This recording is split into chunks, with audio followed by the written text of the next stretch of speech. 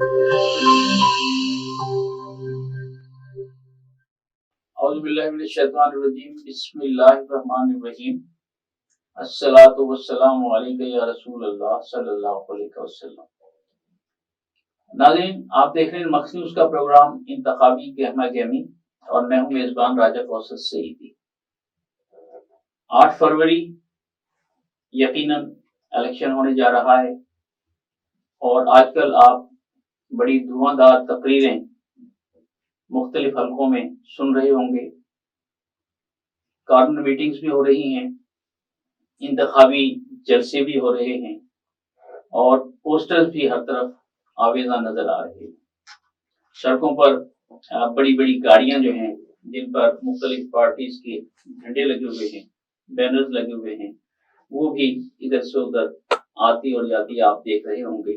گویا ایک خاصی گہما گہمی ہے، اور اسی کو مخصوص نیوز نے کیش کرانے کی کوشش کی کہ ہم نے انتخابی گہما گہمی کے حوالے سے پہلے بھی کئی سیاسی اور سماجی شخصیت ساتھ پروگرام کیے، اور آج ہمارے اسٹوڈیو میں ڈویژنل پریزیڈنٹ PLF یعنی پیپلز لائرز فورم اور سابق چیئرمین UC 67 نیل کوٹ، اور اب پاکستان پیپلز پارٹی کے نامزد امیدوار برائے قومی اسمبلی حلقہ NA 149، میری مراد جناب ملک رضوان احمد ہانس ایڈوکیٹ، اور انہیں انتخابی گہما گہمی میں اس شعر کے ساتھ خوش آمدید کہنے جا رہا ہوں کہ سر یہ اونچا ہے جس وسیلے سے، سر یہ اونچا ہے جس وسیلے سے میری نسبت ہے اس قبیلے سے۔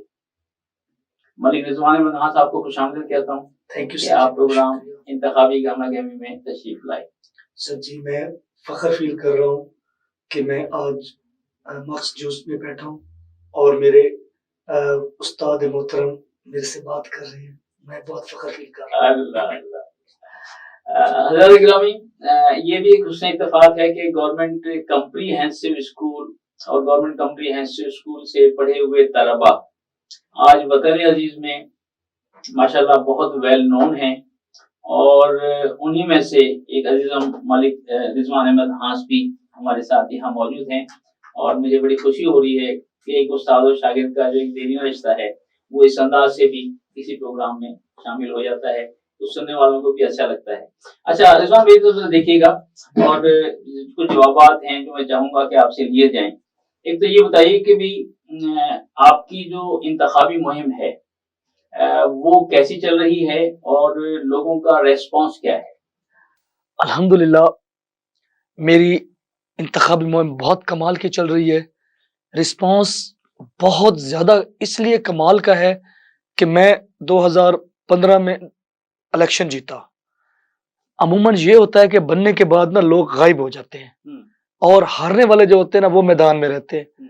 الحمدللہ میں بننے کے بعد مسلسل لوگوں کے درمیان میں رہا، لوگوں کی خدمت کی، لوگوں کی خوشی غمی لوگوں کے معاملات میں آیا، ترقیاتی کام بھی الحمدللہ ہم نے کروائے، اور جو ہم سے ہار گئے تھے وہ غائب ہو گئے۔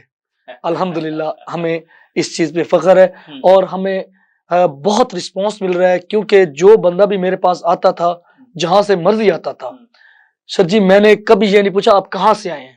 اگر میرے بس میں ہوتا تھا نا میں وہ کام کر دیتا تھا، میں اس کے لیے کوشش کرتا تھا، اس کے لیے میں گیلانی سبان کے پاس بھی جاتا تھا۔ الحمدللہ میکسیمم لوگوں کو ہم نے اوبلائج کروایا۔ اچھا، میرا سوال یہ ہے کہ بطور UC چیئرمین الیکشن لڑنا آسان، لیکن بطور امیدوار قومی اسمبلی ایک بہت بڑا حلقہ، اور جس میں یقیناً 2 یا 2.5 صوبائی اسمبلی کے حلقے بھی شامل ہوں گے، تو اتنے بڑے حلقے میں ایک دم اچانک جو ہے وہ الیکشن لڑنے کا پروگرام یہ کیسے بن گیا؟ سر جی UC کا بھی کوئی اتنا آسان الیکشن نہیں تھا۔ اس وقت سارے لوگ گھر کے ہمارے ساتھ مقابلے میں تھے۔ ایک UC گھر ہوتا ہے نا، تو ہماری گلی میں، ساتھ والی گلی میں، ادھر ادھر ہر طرف لوگ ہمارے مقابلے میں تھے۔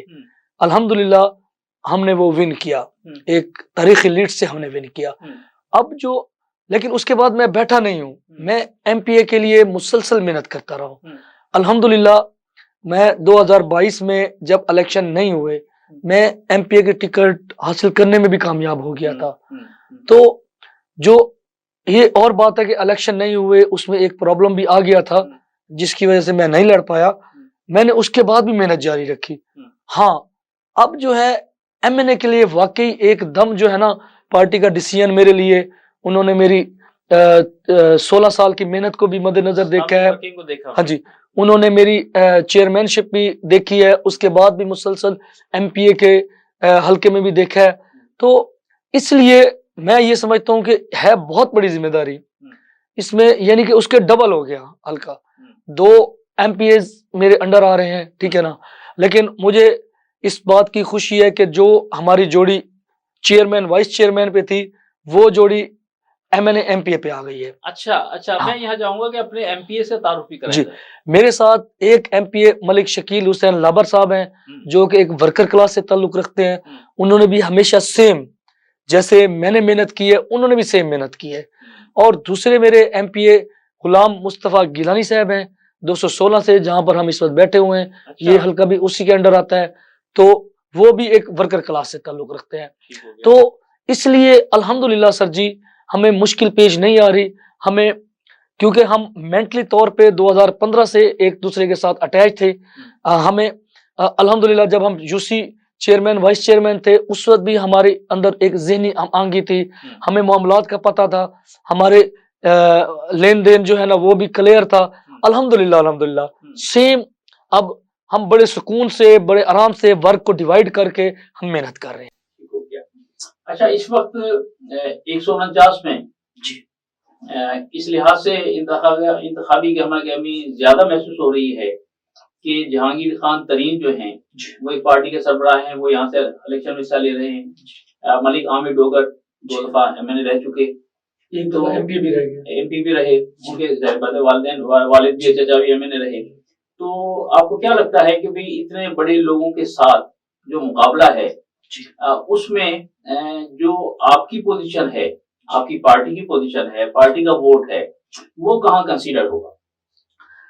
سر جی ایک تو جہانگیر ترین کو پیسوں کا ایج تو حاصل ہے, اس کے بارے میں مشہور ہے کہ وہ تمام چیئرمین وائس چیئرمین کونسلر وہ خرید چکا ہے. اب وہ جب حلقے میں جاتے ہیں یہ ہے بھی ریئلٹی, لوگ سوال کرتے ہیں کہ آپ نے ہمیں ہمارا سودا کتنے پیسے میں کیا ہے ٹھیک ہے نا. اور دوسرا وہ ایک اس کے اوپر ایک ایلیگیشن بھی بہت بڑا ہے, وہ مجھے بتانا نہیں چاہیے, میں کہنا بھی نہیں چاہتا, ہر بندے کو پتا ہے. تو اس لیے ایک طرف اس کو لوگ پسند نہیں کر رہے, دوسری طرف جو دوسرے کینڈیڈیٹ صاحب ہیں وہ ہمارے لیے انتہائی قابل عزت ہیں, لیکن وہ بھی مسلسل 3 اسمبلیوں کا حصہ رہے ہیں. انہوں نے بھی کوئی خاطر خواہ ترقیاتی کام نہیں کروائے.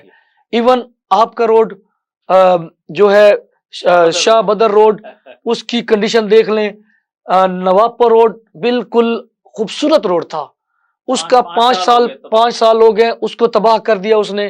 اسی طرح حضوری باغ روڈ آپ دیکھ لیں, وہ بھی بہت صاف ستھرا روڈ تھا, وہ بھی انہوں نے تباہ کر دیا. تو اس سب کنڈیشن میں اس طرح ملتان میں کوئی ترقیاتی کام نہیں ہوئے پچھلے 15 سال میں ان کے ہوتے ہوئے. گیلانی صاحب کے بعد ان کو جائے ہوئے آج 12 سال ہو چکے ہیں ایز اے پی ایم. ان 12 سالوں میں کوئی ترقیاتی کام ایک سوائے اتنا کوئی اہم پروجیکٹ نہیں تھا میٹرو کا, ایک وہ بنا, اس کے علاوہ کوئی پروجیکٹ نہیں بنا. تو الحمدللہ دوسری طرف گیلانی صاحبان کی محبت مل رہی ہے ہمیں, بلاول بھٹو صاحب کو لوگ پسند کر رہے ہیں, ایک ینگ لیڈر ہے, اور الحمدللہ مجھے بھی لوگ پسند کر رہے ہیں. اس کی وجہ میری سابقہ ورکنگ بھی ہے, میری محنت بھی ہے, اور میرا لوگوں کے ساتھ جو خوشی غمی میں شریک ہونا اور لوگوں کے ہر مسئلے مسائل میں دکھ سکھ میں ساتھ کھڑے ہونا الحمدللہ وہ بہت زیادہ کنسیڈر ہو رہا ہے. لوگ بہت تیزی سے میرے ساتھ مل رہے ہیں. اس میں ایک سوال جو سابق مختلف دوستوں سے ہوتا رہا جی کہ اب ضرورت یہ ہے کہ وطن عزیز کو نئے خون کی ضرورت ہے جی, نئی قیادت کی ضرورت ہے, نوجوان قیادت کی ضرورت ہے. اب وہ لوگ جو عرصہ 70 سال سے چلے آ رہے ہیں اب انہیں آرام کرنا چاہیے, لیکن وہ آرام نہیں کر رہے, وہ ضرورت یہی ہے. تو آپ جیسے لوگ جو میدان عمل میں ہیں تو میرا خیال یہ ہے کہ لوگ بھی پذیرائی دے رہے ہیں، لوگوں کی بھی توقعات آپ سے وابستہ ہیں، تو آپ کا جو منشور ہے، ذاتی منشور، وہ کیا ہے؟ سر جی، سب سے پہلے تو حالانکہ یہ ہے بلدیات کا کام، گلیاں، محلے، سولنگز، ٹف ٹائلز، یہ بلدیات کا کام ہے، لیکن ہماری بدقسمتی ہے کہ وہ M N A M P S کو کرنا پڑتا ہے۔ وہ بلدیات کا سسٹم ہمیشہ یہاں پہ یا نہیں رہا، اگر رہا ہے تو ایک مفلوج سا سسٹم رہا ہے، فالج زدہ سسٹم رہا ہے جی۔ ایون کہ جب ہم بنے 2015 میں سپریم کورٹ کے آرڈر سے ہم بنے، ہمیں 17 تک ہم سے حلف نہیں لیا گیا، 17 جنوری میں ہم سے حلف لیا گیا، 18 میں پی ٹی اے کی گورنمنٹ آئی، پھر ہمیں انہوں نے ختم کر دیا، ٹھیک ہے۔ تو الحمدللہ اس مختصر وقت میں ہم نے بہت کام کیے، لیکن بات یہ ہے کہ یہ کام ہے ہی انہی کا، ہمارا کام قانون سازی کا ہے، ہمارا کام جو M N A M P S کا ہوتا ہے وہ اداروں کو مضبوط کرنا ہوتا ہے، ہمارا کام یہ ہوتا ہے کہ ہم دنیا کے ساتھ ایک اچھا سسٹم کریں، لیکن بدقسمتی ہے ہماری کہ ہمیں اس دلدل میں دھکیل دیا جاتا ہے، ٹھیک ہے۔ تو یہ نہیں ہونا چاہیے۔ بہرحال پہلی ترجیح میرے یہی ہے، واٹر فلٹریشن پلانٹ بہت کمی ہے، روز ٹوٹے پھوٹے ہوئے ہیں، کیونکہ گیلانی صاحب کے بعد کوئی خاص کام نہیں ہوا یہاں پر۔ اسی طرح جابز کا بہت بڑا مسئلہ ہے اس وقت، بے روزگاری بہت زیادہ ہے، ٹھیک ہے۔ صفائی کا سسٹم ٹھیک نہیں ہے، اپنا سیوریج کا سسٹم بہت ناکارہ ہے اس وقت۔ یہ سارے جو معاملات ہیں نا، اس وقت یہ ہماری پرائورٹی پہ ہے، اور انشاءاللہ اگر اللہ عزت دے دیتا ہے ہمیں، یا ہماری پارٹی کو عزت دے دیتا ہے، تو انشاءاللہ ہم اپنا بھرپور کردار ادا کریں گے۔ ناظرین، عزیزم ملک رضوان احمد ہانس ایڈوکیٹ کے جذبات اور خیالات آپ نے سنے، اور مجھے یہاں عدیم قریشی صاحب کا ایک شعر پیش کر کے وقفہ لینا ہے کہ مفاہمت نہ سکھا جبر ناروا سے مجھے، مفاہمت نہ سکھا جبر ناروا سے مجھے، میں سر بکف ہوں لڑا دے کسی بلا سے مجھے۔ ایک وقفے کا وقت ہوا جاتا ہے، اور وقفے سے واپسی کے بعد عزیز ملک رضوان احمد ہانس ایڈوکیٹ سے پوچھیں گے کہ جو عوام کے مسائل ہیں، جس میں سوئی گیس اور بجلی کا مسئلہ سر فہرست ہے، اس کے بارے میں ان کی پارٹی کا کیا منشور ہے۔ تو ہمارے ساتھ رہیے گا، ملتے ہیں ایک وقفے کے بعد۔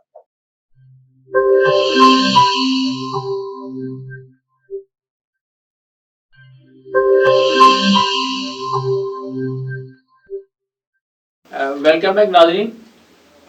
ڈگریاں نہیں کرتی فیصلے فراست کے، ڈگریاں نہیں کرتی فیصلے فراست کے، تربیت بتاتی ہے خاندان کیسا ہے۔ اس وقت ہمارے ساتھ انتخابی گہما گہمی میں ملک رضوان احمد ہانس ایڈوکیٹ، پاکستان پیپلز پارٹی کے نامزد امیدوار برائے قومی اسمبلی حلقہ NA 149 موجود ہیں، اور ان سے میرا سوال یہ ہے کہ اس وقت جو توانائی کا بحران ہے، اس پر پیپلز پارٹی اور ان کا ذاتی ویو کیا ہے، اور خاص طور پر جو سوئی گیس کے بل اس مہینے آئے ہیں، جو 600 سے تجاوز کر کے 6000 اور اس سے بھی زیادہ تک پہنچ گئے، تو آخر عوام جو ہیں وہ آپ سے پوچھنا چاہتے ہیں، آپ عوامی نمائندے ہیں، کہ آخر اس کا حل کیا ہے؟ سر جی، پاکستان پیپل پارٹی نے ایک چیز تو کلیئر کر دی ہے کہ اگر اب ہم گورنمنٹ میں آتے ہیں، جو نچلے طبقے کے لوگ ہیں جن کی کنزمپشن 300 یونٹ تک ہے، انشاءاللہ ان کو سولر سسٹم کے ذریعے ہم 300 یونٹ تک بجلی فری کر دیں گے۔ یہ ہمارے منشور کا حصہ ہے، ٹھیک ہے۔ تو بجلی تو اب الحمدللہ اویلیبل ہے، لوڈ شیڈنگ تو بہت کام ہوتی ہے، لیکن اتنی مہنگی ہو گئی ہے بجلی، اس کا جو نچلے طبقے کے جو غریب لوگ ہیں، جو عام عوام ہے، وہ بہت زیادہ ڈسٹرب ہو رہے ہیں۔ تو اس کا حل اس کے ذریعے ممکن ہے۔ دوسرا، گیس کا جو معاملہ ہے، جو سب سے بڑی رکاوٹ اس وقت جو چل رہی ہے وہ Iran Pakistan gas pipeline, ادھر سے بھی پوری لائن گئی پڑی ہے، ادھر سے بھی گئی پڑی ہے، اور اتنی سستی گیس وہاں سے ہمیں مل سکتی ہے، ہمارے ایگریمنٹ ہو چکے ہیں، پتہ نہیں اس کو کیوں نہیں یہ جو سابقہ گورنمنٹ ہے، پاکستان پیپل پارٹی کے بعد 2 گورنمنٹیں گزر چکی ہیں، اس سے انٹرٹین انہوں نے کیوں نہیں کیا۔ تو میرا इंशाल्लाह जब हम गवर्नमेंट में आएंगे, हमारी पार्टी आएगी, तो सबसे पहले, क्योंकि ये पाइपलाइन का मंसूबा भी पाकिस्तान पीपल पार्टी का था, तो इंशाल्लाह इसको कंप्लीट करेंगे तो गैस का बुरहान जो इस वक्त बहुत ज्यादा बढ़ता जा रहा है, इंशाल्लाह ये कम हो जाएगा। ठीक हो गया।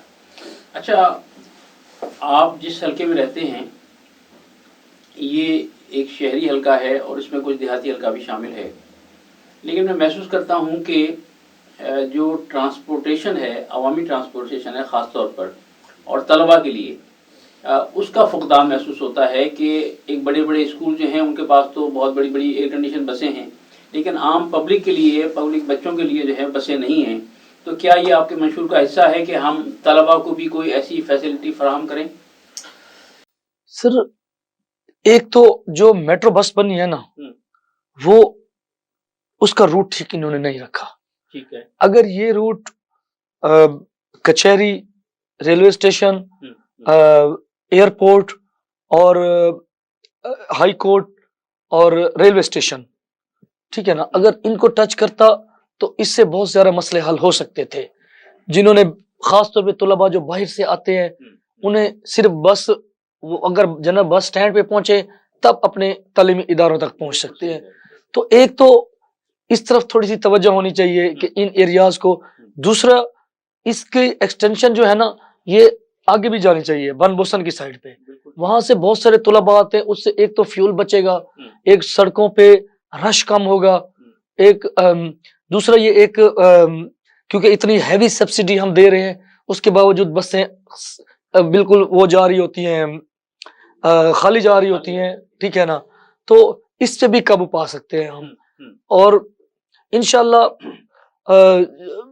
मेरा जाती इसमें वो है कि जो मेन सरकारी स्कूल है, अगर उस ये जो मेट्रो बस का मंसूबा है या रीडा बसें हैं या इस तरह की हैं, अगर ये उस रूट पे चला दी जाए तो कोई इतना बड़ा मसला नहीं है, वहां से भी बहुत सारा मसले हल हो सकते हैं। ठीक हो गया। अच्छा, मैं महसूस कर रहा हूँ कि हमारे यहाँ जो पोस्टर्स हैं इलेक्शन के दौरान ख़ास तौर पर, आजकल रंग रोगन बहुत महंगा है, दीवारों पर आवेदन कर दिए जाते हैं, ठेका दे दिया जाता है और लोग इसको बुरा महसूस करते हैं। तो बतौर उम्मीदवार क्या पोस्टर्स लगाने का कोई कानूनी या कोई अखलाकी जवाज़ या हुदूद कोई होनी चाहिए या नहीं होनी चाहिए? मैं आपकी बात से बिल्कुल एग्री करता हूँ। ये आपने बहुत अच्छा सवाल उठाया है। इसमें एक तो बहुत अच्छा काम हुआ है जो बड़े बड़े फ्लेक्सों पे पाबंदी लग गई है।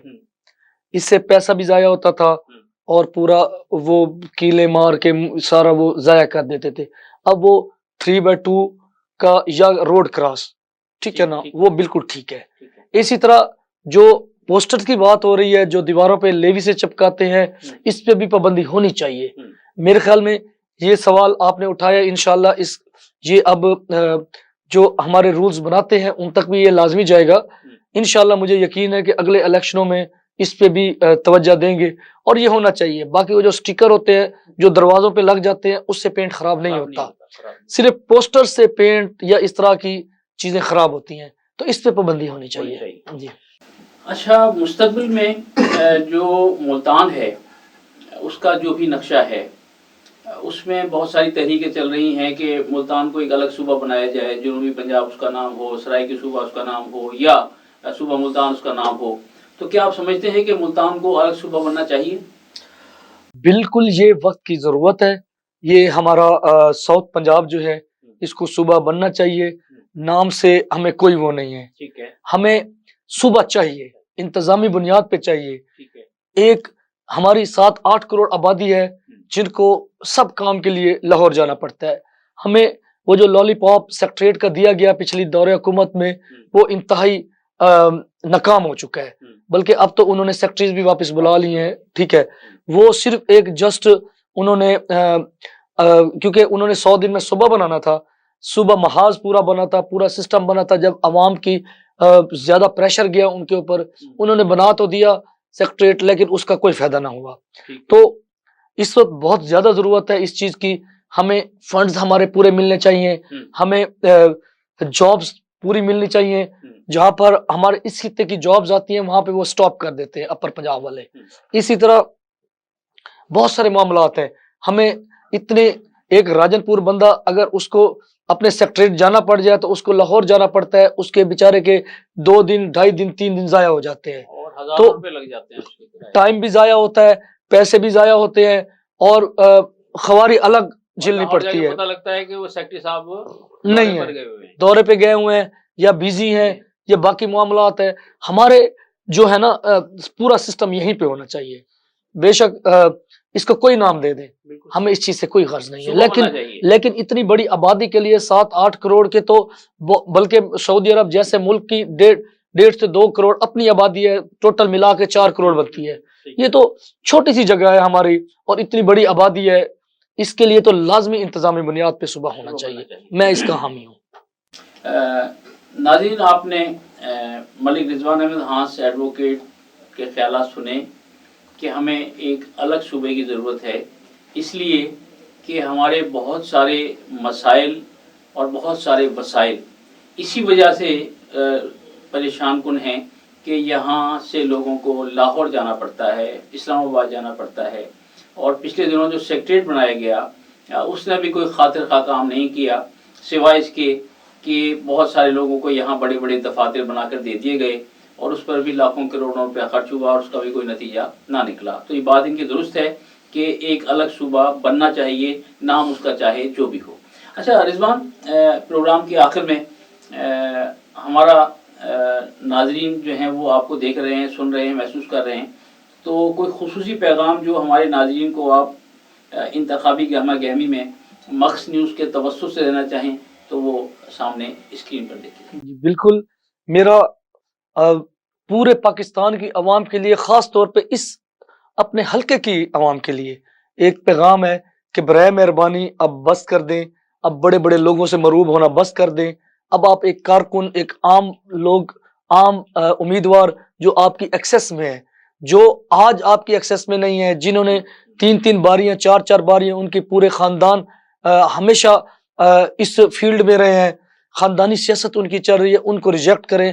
آپ یہ دیکھیں ملتان کن لوگوں نے سنوارا, پاکستان کن لوگوں نے سنوارا, آپ کے ایزی ایکسس میں کون ہے, آپ ایزیلی کس کے ساتھ مل سکتے ہیں, ایزیلی کس کے ساتھ کنٹیکٹ کر سکتے ہیں, کون آپ کے دکھ سکھ میں برابر کے شریک ہوتے ہیں, آپ کے مسئلے مسائل میں کون جو آپ کے لیے ایزیلی آپ کے پاس پہنچ سکتے ہیں یا آپ ان سے مل سکتے ہیں. برائے مہربانی اب ان چیزوں کو چھوڑ دیں کہ وہ ہیلی کاپٹر پہ آیا ہے, وہ جہاز پہ آیا ہے, وہ 40 گاڑیوں کے قافلے میں آیا ہے, ان سے آپ مروب ہو جائیں. یہ چیز آپ چھوڑ دیں.